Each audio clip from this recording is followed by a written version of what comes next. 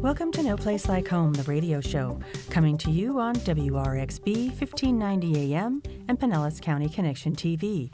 This program is presented to you as an opportunity to hear information that can help you fulfill the dream of owning your very own home. We also share information about upcoming special events and programs to help you enjoy the good life in Pinellas County, as well as other items of interest. The sponsor of this program is the Housing Finance Authority of Pinellas County, which offers the first-time homebuyer program. I'm Carmen Lemberg, alongside Julian Hills, your host for today's show. Good morning, Julian. How are you? Oh, I'm fine now. Happy New Year. Happy New Year. We made it. I know. I wasn't so sure we were going to for a minute. But everything's good. Everything's good. Everything's good. We're off to a great start. I just know it's going to be another fabulous year. Do you have any resolutions? I kept my one resolution, which was to not overeat during the holidays. I had that 2 years in a row now, and I'm going to just keep it that way. My pants were a little tight, so I'm not sure I kept that one. But we're going to, hit the gym and start all over again. Well, that'll work. You got a whole year to go before it starts all over again. Oh, great. We got to do this again. You betcha. Well, before we introduce our guest, Carmen, you have a word from our sponsor. I do. Thank you. The Housing Finance Authority of Pinellas County is offering the First-Time Homebuyers Program, your key to home ownership, helping people in Pinellas, Pasco, and Polk counties make their dreams of home ownership a reality. The First-Time Homebuyers Program is for individuals who have never owned a home, have not owned a home in the past 3 years, or veterans. The HFA offers a low rate on its 30-year fixed-rate mortgage, and if you need a little help with down payment and closing costs, we can help with that. To get your key to home ownership, visit www.pinellascounty.org/HFA as in Housing Finance Authority. For more information or comments about the show, call us at 727-223-6419, or you can email us at newhome@pinellashfa.com. Julian? You know what, Carmen, we were just talking about resolutions, and a lot of people like to start off their year with a clean house. Yes. So that kind of brings us to our topic today. It does. We're going to talk about healthy homes, homemade household cleaners, and indoor air quality. I'm pleased to introduce our guest for today's show. Ramona Madhosingh-Hector is a regional specialized agent at the Urban Sustainability Center located at Pinellas County's Extension office. In this capacity, she is tasked with developing educational programs that support and advance the county's commitment to sustainability.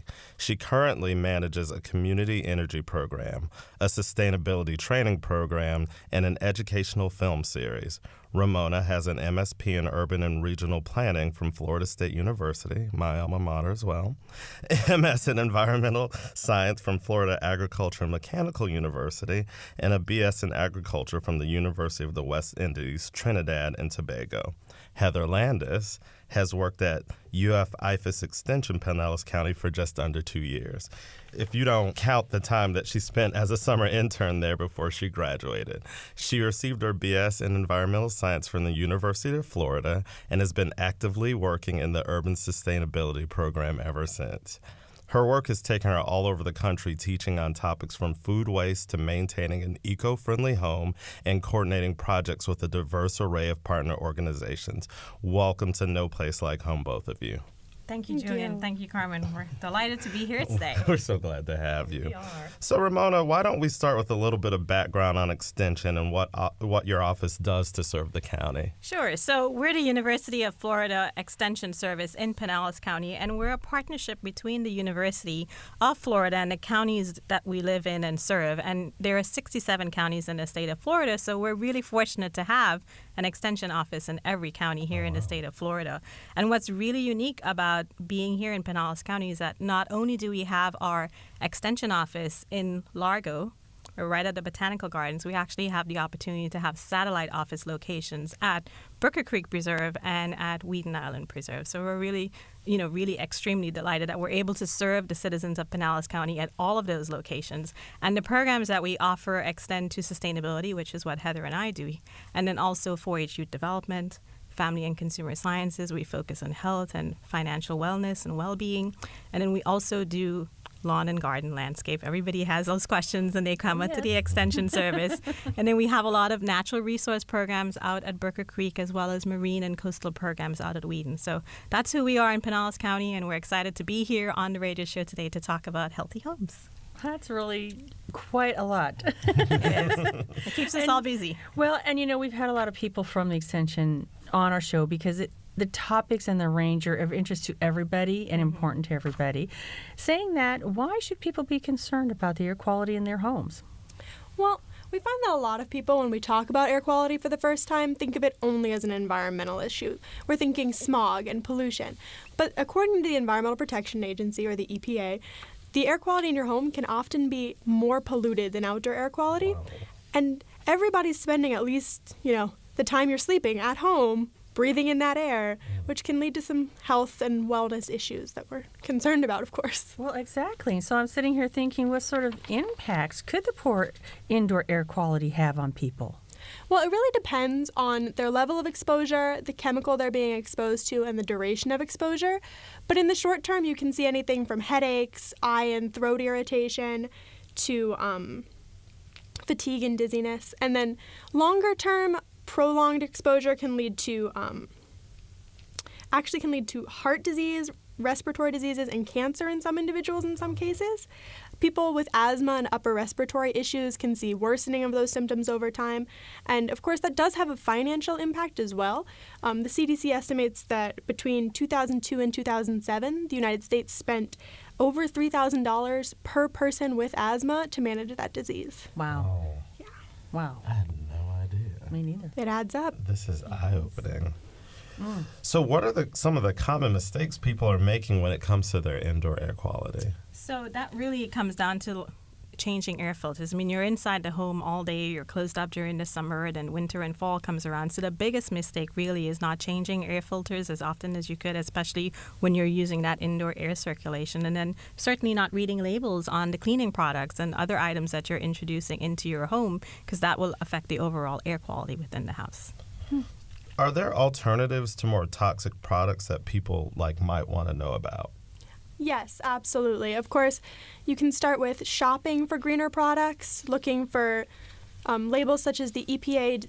It's no longer the Design for the Environment. That's the old label. It's now EPA Safer Choice. And that's a great way to distinguish chemicals that work just as well as their other counterparts, but have less impact on your health and the environment. And then, of course, one that people don't think about as often is making their own household cleaners. There are lots of simple recipes that are non-toxic or much less toxic than conventional alternatives that work very well in people's homes. For example, did you know you can just use water and lemon juice as a glass cleaner? Mm-hmm. No, I did not. I know I always mix in vinegar with stuff because that always seems to really clean stuff. What other advice do you have people that want to mix their own cleaners at home? Well, the University of Florida actually has some really great fact sheets because it does depend on the material you're cleaning, what concentration you want, and how you want to use those things.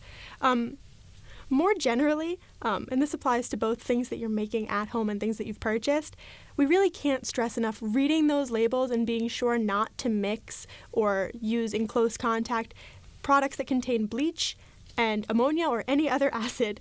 And that's a really, really big concern because when you do that, when you mix bleach with an acid, you create a chemical reaction that releases chlorine gas. So we want to be sure that we're reading labels, and if we're making things ourselves, that we're labeling what it is and what's in it and avoiding creating any reaction like that. You also want to make sure that you don't move things from something with a label into something without, and not using anything that's been used for food for a chemical at any point, because that can be confusing to children and other people in the household, especially if it's not properly labeled.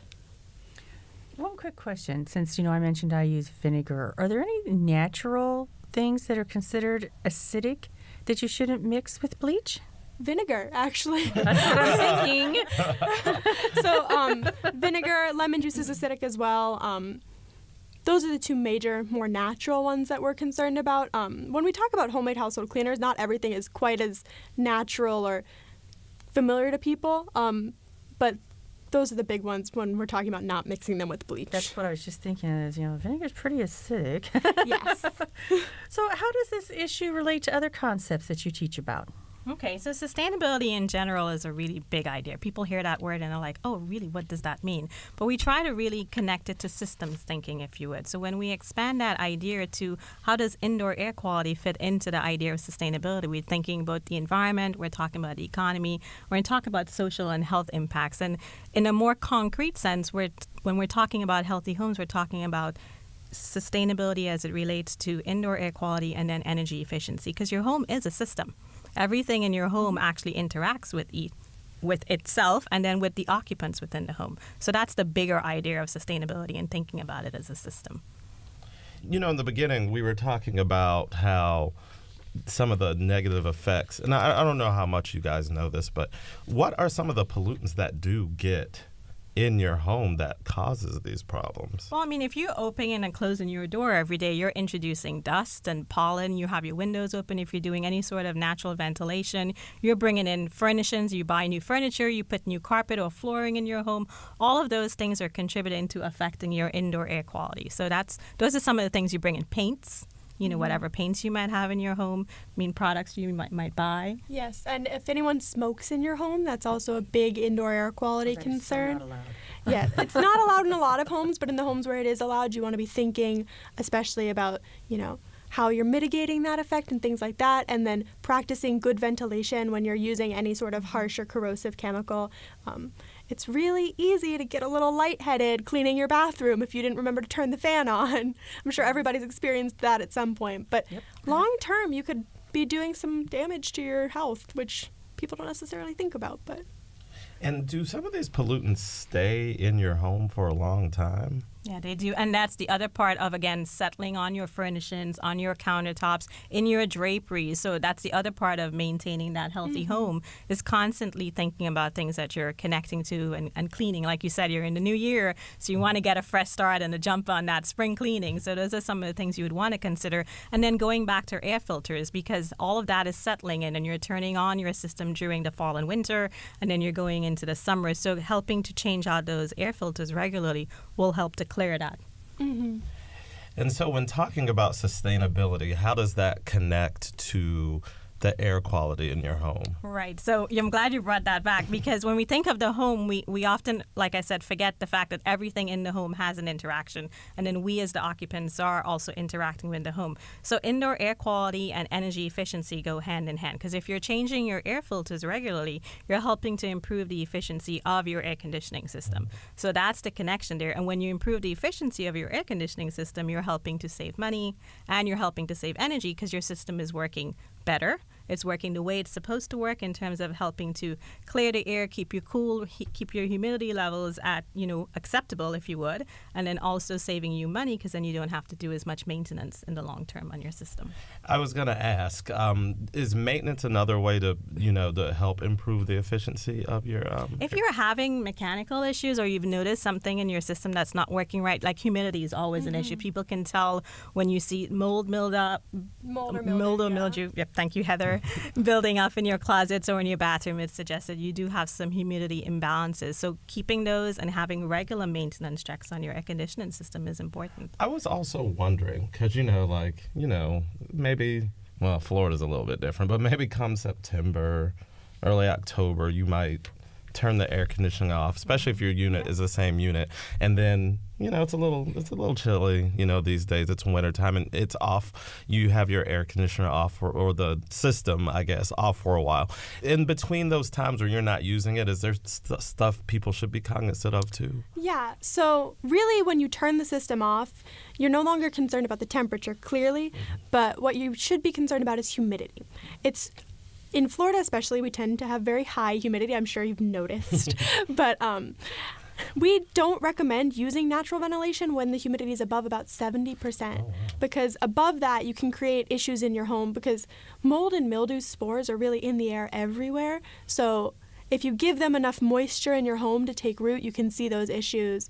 And mold quickly. Yeah, and mold is a big allergen for a lot of people, so you've got those issues happening. One thing that I was going to mention too, I went and got a Nest for my system because it actually measures the humidity inside. Oh, wow. Because I have a lot of electronics in the house. And so I don't want to get it too high for that, but also because of my allergies. Like now, it's been so dry around for a while, and the outdoor humidity isn't nearly as high, so the indoor humidity has actually been too low. It's been under 50%, and that really messes with my sinuses. And so I've been trying to artificially increase the humidity without getting it too high in the house to cause problems. And it's been a real balancing thing, but getting that nest that gives me all of this additional information has been wonderful to help me balance out the house, not get it too high, not get it too low. And for the benefits it's been giving us, I think the cost was worth it because it also, during the summer especially, knows your patterns. When you're in the house, when you're out of the house, adjusts everything to your patterns. Automatically, it picks up on it.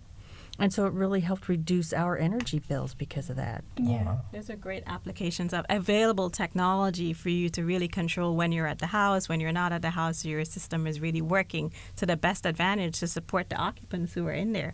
So it's great. And the programmable thermostats, if you couldn't, have a Nest, if you would, then you could certainly have those as well to help control when the system comes on at what temperatures.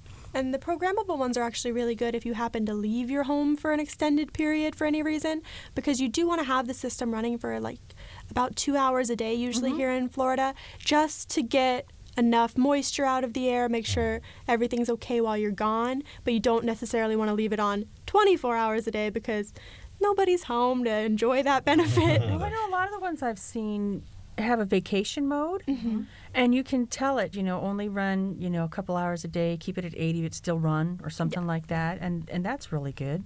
Yeah, Very really convenient. it is. So with the cooler weather, we open our windows and stuff. So exterior doors, where does that natural ventilation fit into this whole indoor air quality thing? So a lot of people have this conception that if they don't use natural ventilation, you're going to get this buildup of pollutants in your home. And in some cases that's true, but if you're using the things we've talked about and making sure to replace your filters and things like that and thinking about what chemicals you're using, it's less of an issue. But if you're more comfortable opening your doors, that's perfectly fine. It's good to get some exchange once in a while. Again, we just want to remind people to be cognizant of humidity. Definitely don't do it if it's raining. That's my most favorite time. I love listening to the rain. Carmen, last month we did a show about pets, and I was wondering, when we talk about air quality, do people with homes with pets have additional concerns? Yeah, that's a good question. When we talk about changing filters, the maximum recommendation is 3 months, but that's if it's, just you at home. It's not peak air conditioning season, so it's not the heat of summer. But if you have pets or you have indoor smokers, or even if you just have a lot of people, and in Florida, our systems are pretty much running constantly for a good chunk of the year, you want to be changing your filters more often, so up to once a month. And then just from an allergen management perspective, if you have carpets, vacuuming at least once a week. Oh, yeah. And then long term, as a this one is more for people who have any sort of existing issue or problem with asthma or allergies in their home. You might want to consider investing in a hard floor eventually. Yeah. We've mentioned filters, and I see that you have here something I haven't seen before. It's a lifetime filter. Could you tell us a little bit about this filter? Because it looks pretty interesting. Sure. The lifetime filter is an alternative to those filters that you take out, throw away, and put in a new one. Instead, you remove it, you wash it, and you put it back in. It's a bit more of an upfront cost and investment, but long term, you're going to save money doing this, and it's better for the environment. You can also get higher MERV ratings, MERV, and what those indicate is how well it's filtering your air. So a higher number means that your air is being filtered better. If you don't want to invest in a lifetime filter like this, you can choose a pleated or zigzag filter to get a little more bang for your buck. You get more surface area, which can then remove more particles and pollutants from the air without increasing the stress on your system quite as much, so you get a higher MERV. Again, you'll usually pay just a little bit more for those, less than the eco filters, the lifetime filters, but you do get a better quality of air for that. I know when I go and buy my filters, I don't do anything below the 1,500, and I always try to buy all the 1,900 because I do have allergies. And I can always tell when it's getting time to change that filter because my allergies really start acting up inside. And so I'm like, okay, time to change the filters. I can't breathe. Yes. And it's a great thing about these is that they usually do list the benefits for the level of MERV that you're buying on the filter. You can, a lot of them have little pictures like, this one removes pet dander, but if you get this one, you get pet dander and pollen, just little pictures or descriptions. But again, the higher the number, the more you're removing. Of course, when you get up to, I think it's about 14 or 16, that's way too high for your home. There is a limit there because that'll remove bacteria from the air. So, 8 is reasonable for a home. I think you'll see anything from about a 4 to an 8 usually sold for home use. Now, I haven't seen these in the usual places I haunt to buy air filters. Where would I go to look for this? Do I need to go online or? You could certainly check online, but I'm thinking most of the big box stores probably have options, maybe not necessarily this particular kind, but they do offer a lot of washable and reusable ones. Again, going back to Heather's point of making sure that you're buying one that suits your house and the occupants that are in there, and then also remembering that changing these regularly really will help with your energy efficiency of the home, because a huge chunk, if you would, 40%, and it could be more depending on how efficient or what the SEER rating on your HVAC system is really going to help with the energy efficiency within your home overall. And you just take them and spray them with the hose and you're good to go? Yep. So, and maybe, people should think, they might not be cheap, Right. but it's a good investment because you save money in the long run on things like like you said, maintenance and then health, things like this. I was also thinking, you mentioned something earlier about humidity. Is there a time of year, is the warmer weather is it more important maybe in warmer times to change your filters than in colder times, or?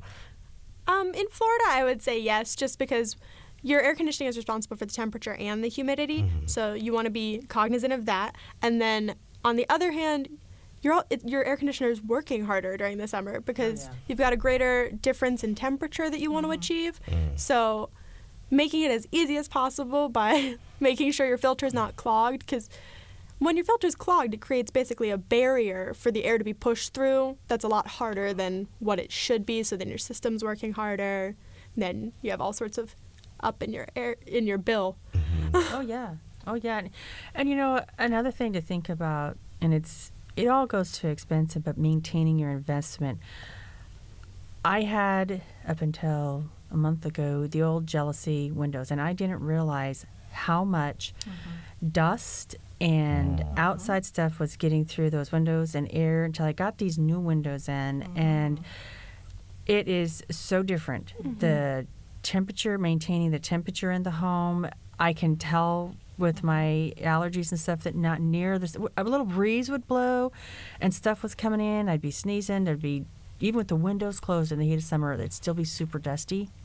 I'm not seeing any of that now. It's really nice, but also on the filters, because then the air conditioners are trying to catch all that dust that just blew through the windows. Forget opening the door. I got those windows that were leaking really bad. So if you can't afford new windows, certainly sealing them up to make sure you're not getting so much stuff migrating. And I didn't realize how much stuff was coming in until I got them all replaced. Yeah, that's a great point, actually, Carmen, because that goes back to the connections of the home as a system, if you would, and all of the components that go into maintaining that envelope. And when you have leaky windows and doors and you don't have the proper sealants in terms of weather stripping and insulation, it really does impact. And having those replacement and dual pane efficiency windows, I've heard so many people just like blown away by not only do you have that difference of, having that proper seal, but then most of them come tinted, so you're also reducing that solar heat gain coefficient that comes into your home. So there are really multiple benefits that go with it. Yeah. So that's a great investment for you, which you'll see in the long term. Yeah. And you were talking about things coming in through the windows, but it's also your cold air is getting out through those windows as well. And we actually have a quick tip for anyone who thinks they might have a leak at a window or a door. It's called the dollar bill test. So you take a dollar bill, you shut it in the door or window, and then you pull. So if it comes out without too much resistance, without any resistance, that is a very good sign that you have enough space for air to get through. Yeah. So that's a leak in your system, and then you want to consider weather stripping along those. People at the big box stores can usually help you pick which type depending on what kind of project you're doing. Yeah, it's amazing the difference. I knew I was losing some, but I didn't realize how much. I mean, the time that the air conditioning system was running dropped in half. Half. Oh, wow. So that means, the bills, obviously, I'm seeing a lot lower bills, which is really good too. So that's great. Now, where can we tell people to go? You mentioned there's PDFs and things out there on your website. What's a good website for them to go to? Well, our local extension office is Pinellas County Extension.org, or you can find us on Facebook or Instagram. We're facebook.com/Pinellas Extension, and we're UFIFAS Extension Pinellas on Instagram, which is a mouthful, but if you search UF Extension Pinellas, you'll find us. If you want resources from the university at large, it's Solutions for Your Life. Oh, wonderful. Oh, good to know. Good to know. You always learn something at No Place Like Home. I'm telling you, every month I learn all sorts of things. I tell you what, we talked about resolutions at the beginning, and after listening to all this, I'm like, I gotta change some things around, because I'm like, what am I breathing at home, So for anyone who just heard this, and because this was pretty eye-opening for me, so if anyone who heard this and they're like, oh my God, I want to, make sure I'm doing my air quality right and making sure everything's clean in my home, do you guys have any other advice for people who might be interested or just finding out about this right now? I would like to recommend that people buy only what they need. So you're going to clean whatever over a course of time. Just buy only what you need, or make, as Heather suggested, the household cleaners that you need for that job, because then you don't have to worry about storage, and then you don't have to worry about effectiveness of the cleaners over the long term. If it's sitting in a storage cabinet, you're not going to use it. So I think in addition to reading labels, I think that's another big component to share with our listeners about sustainability, buying just what you need at that point in time and suited to the job that you're actually using it for. Yeah, and on the other end of that, if you already have a bunch of these chemicals, it only takes a second to take some extra precautions. Plastic gloves will save you from any sort of exposure on your hands. If you're really worried about something, you can get eye or respiratory mask protection so you're not inhaling or risking anything splashing into your eyes. And they take a second to put on. Yeah. And then it only takes a minute to store things correctly. So high, dry, and at a stable temperature is the key to chemical storage in your home, really. And if you do have to put something at a low level, making sure that cabinet locks. We all know that chemicals are fun, pretty colors, and some of them smell pretty interesting. And we also know that kids like to put anything fun and interesting in their mouth sometimes. And that really doesn't work. No. No, it's not good at all. And just real quick, do the eco-friendly cleaners, are those typically less dangerous, or do you still have to take the same precautions? We recommend taking the same precautions with the majority of them, but if a child ingests water with lemon in it, vinegar, water, baking soda, that's going to be a little bit harder for them to ingest amounts that are detrimental to their health. But if it is a solution that contains bleach, which is something that we recommend for certain solutions, that could definitely be a health issue. Yeah. Well, you guys, this has been a great show. Thank you so much. It flew by. We only have a couple of moments left, so I'd like to thank you again, Ramona, Regionalized Specialist Agent at the Urban Sustainability Center, and Heather, Landis with Pinellas County Extension Office. Thanks for listening to us on WRXB 1590 AM and Pinellas County Connection TV. If you missed any part of this show or would like to view past shows, check us out on our website or YouTube. I'm Julian Hills. And I'm Carmen Lemberg. Thanks for tuning in, and make it a great day.